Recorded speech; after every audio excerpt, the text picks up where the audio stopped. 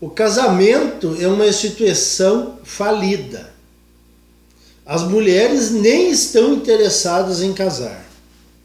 E se casarem, suas exigências serão tão insanas que o homem não vai aguentar.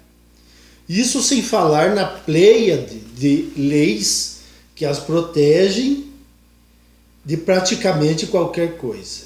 Desde um concurso público até vagas de emprego. Desde o recebimento do Bolsa Família até a guarda de filhos, pensões, violência doméstica. A Lei Maria da Penha só vale para elas. Até casos de assédios em empresas, e importunação sexual nas ruas. Cotas na política. Então, o que vocês imaginarem pode ser usado contra os senhores e em prejuízo aos homens. Os homens, é claro, ficam de fora disso tudo. Apesar deles estarem colocando em algumas leis que elas valem para ambos os sexos, todos sabem que o objetivo é favorecer as mulheres. Eu gostaria que os homens acordassem em massa, mas eu sei que não se desconstrói algo que levou décadas para se concretizar. Mas não pense que eu estou aqui tentando salvar a sociedade, para os inscritos mais novos. Eu já disse que eu estou aqui para salvar o máximo de homens e para desconstruir e avacalhar de vez com a falsa igualdade que as feministas e as mulheres modernetes pregam. Eu resolvi que vou tombar, mas vou tombar com honra. Não importa o que as modernetes e os cavaleiros brancos irão falar. Cara feia para mim não me atinge. Se quiserem, pode vir falar comigo pessoalmente. Ficar de beiço derrubado comigo é a mesma coisa que nada. Desde os meus 11 anos de idade, quando minha mãe foi morar com meu pai no interior, eu tive que me virar praticamente sozinho. Morando com as irmãs, me virando como podia. Então, confronto com pessoas mal intencionadas sempre fizeram parte do meu cotidiano. Claro, teve pessoas boas que cruzaram a minha vida, mas infelizmente as pessoas boas acabam sumindo mais cedo ou mais tarde. E nós, na nossa vida, sempre temos que conviver com pessoas ruins, por questões de força maior, por questões de vivência, que você não pode evitar. Você tem que conviver com pessoas como se fosse num ambiente normal. E isso, para alguém que quer ser certo e manter princípios, é desgastante demais. As pessoas não trazem problemas. As pessoas boas não trazem problemas. Mas as pessoas ruins trazem. E basta meia dúzia de maçãs podres para estragar o balaio inteiro. Eu lembro que quando eu era pequeno eu observava as conversas dos homens mais velhos e a diferença para os de agora é brutal. Os homens se respeitavam, eles não ficavam contando vantagens uns para os outros. Poucos eram os homens que queriam parecer melhor do que os outros. Eram assuntos sérios que eles falavam. E todos possuíam armas de fogo. Mas todos tinham respeito um pelos outros. Agora prepare-se para 2 projetinhos que estão em pauta. Não foram aprovados ainda, mas na atual conjuntura feminista, quem duvida que não serão aprovados? Projeto suspende carteira de habilitação para devedor de pensão alimentícia. Quer dizer, o cerco está se fechando de um modo que os homens não terão empregos e não terão nem possibilidades de procurar empregos. O projeto de lei 3.837 de 19 determina a suspensão da Carteira Nacional de Habilitação pelo devedor de pensão alimentícia. Em análise na Câmara dos Deputados, o projeto prevê ainda que os homens em processo de pagamento de pensão alimentícia tenham que apresentar todos os meses ao Poder Judiciário pelo período de 1 ano o comprovante do pagamento de pensão. Pelo texto, caso não apresente o comprovante todos os meses, o Poder Judiciário deverá emitir ordem de prisão civil do homem, independente de pedido. A ideia da autora da proposta, a deputada professora Rosa Neide, PT do Mato Grosso. Vamos atentar para essa pessoa. Abre aspas, tirar essa obrigação daquela que já possui dupla e tripla jornada diária. Vejam só, se a mulher já está separada, como ela pode alegar dupla ou tripla jornada? O Estado já oferece creches aonde bebês de colo já são jogados o dia inteiro lá. E os afazeres domésticos têm que ser feitos. Isso é problema da mãe solteira. Como os homens solteiros não estão se queixando de dupla e tripla jornada? As queixas das feministas não terão fim. Celeridade. O projeto que altera o Código de Processo Civil, Lei 13.105/15, também prevê que os processos de execução de pagamento de alimentos sejam separados dos demais, para facilitar o manuseio e cumprimento pelos cartórios judiciais. Rosa Neide quer dar mais celeridade a essas propostas. A deputada destaca que existe certa resistência de certos homens em pagar a pensão, como vingança pela mulher ter buscado amparo da Lei Maria da Penha, criada para combater a violência doméstica. Sua hipócrita. O homem não possui escape de não pagar pensão, porque caso contrário ele irá preso. Muitos homens estão pagando até 60 mil reais de pensão, ou seja, estão garantindo o futuro de suas ex-esposas para o resto da vida.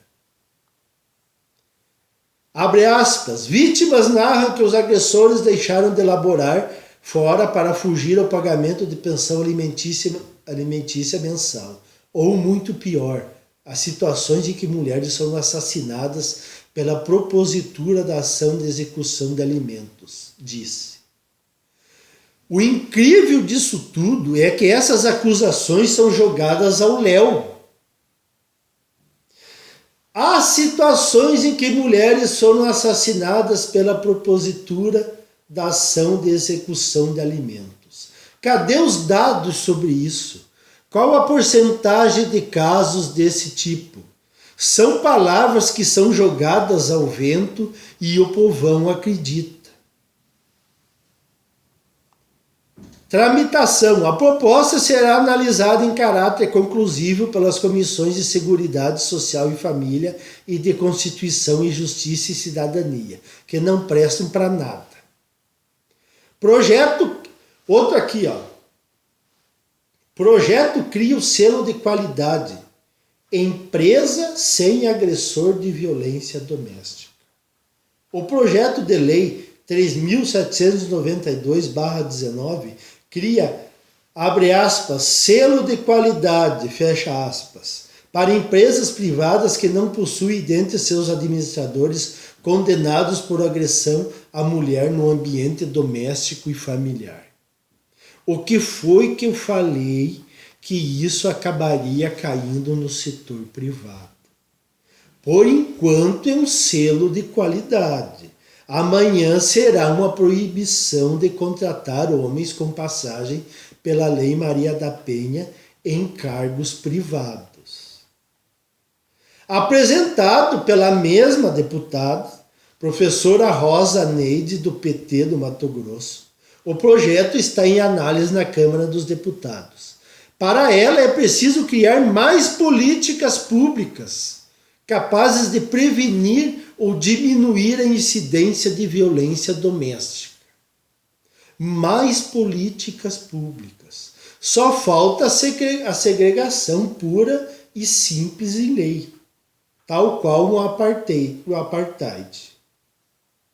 Pela proposta, as secretarias de Justiça ou Segurança Pública dos estados deverão editar no prazo máximo de 180 dias, a contar da aprovação da lei, regulamentação relativa à expedição do selo Empresa Sem Agressor de Violência Doméstica.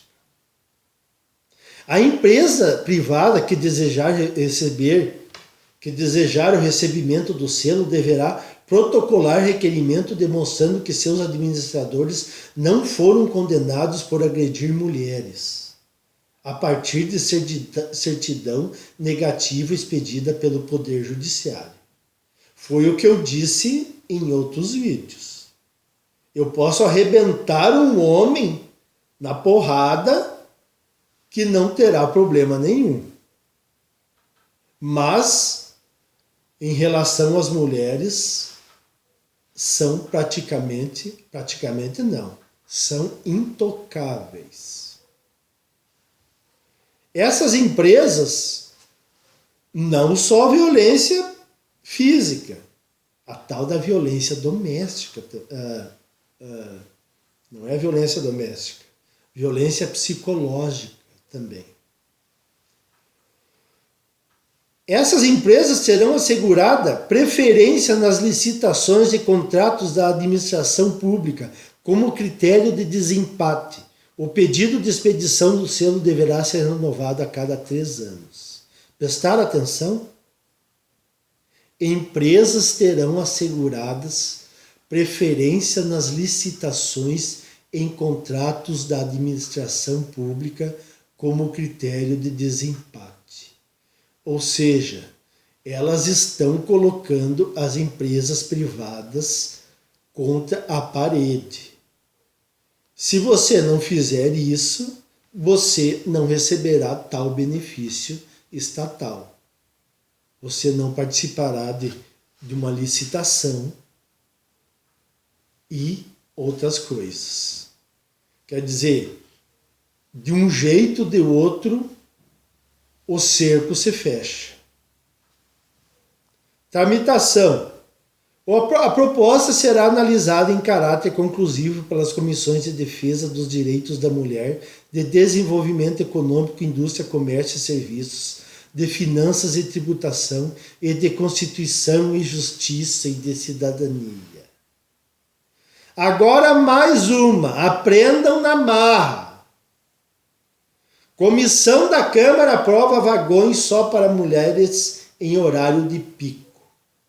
A Comissão de Desenvolvimento Urbano da Câmara dos Deputados aprovou proposta que obriga empresas de transporte ferroviário e metroviário a destinarem vagões preferenciais às mulheres e crianças nos horários de pico. O texto insere dispositivo na Lei de Mobilidade Urbana 12.587/12. O texto foi aprovado na forma de substitutivo apresentado pelo relator, deputado Marcelo Nilo, PSB Bahia, ao projeto de lei 6.758/06 e apensados. Abre aspas.